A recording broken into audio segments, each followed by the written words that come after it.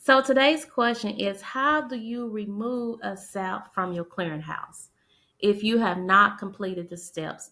For instance, your SAP has already accepted you, meaning you are located in step 2 in the clearinghouse.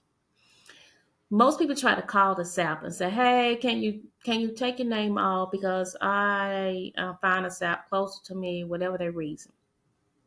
Was as of today, which is September the 6th, 2024, there is no way possible that I can just go in and just take your name out of the clearinghouse if I accepted you. So, a SAP can.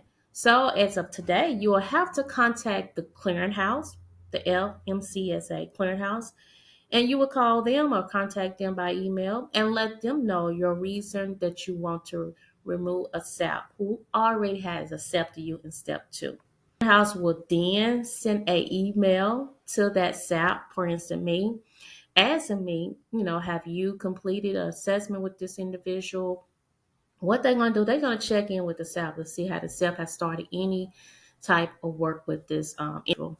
Have not, or SAP has not did any assessment with you. When we respond to the clearinghouse email saying no, we have not completed anything, then at that time it is released. Okay. And then at that time, it is released. So you can then choose a different SAP.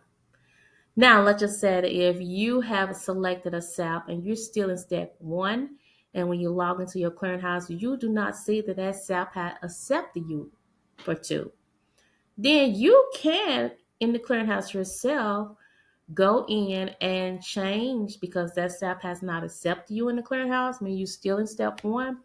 You can designate a new SAP in the clearinghouse. All right. Some little information from SAP Evaluation from Mississippi. I am Felicia Cameron. So if you have any questions, definitely give me a call, but also reach out to the clearinghouse for more clarification. Thank you.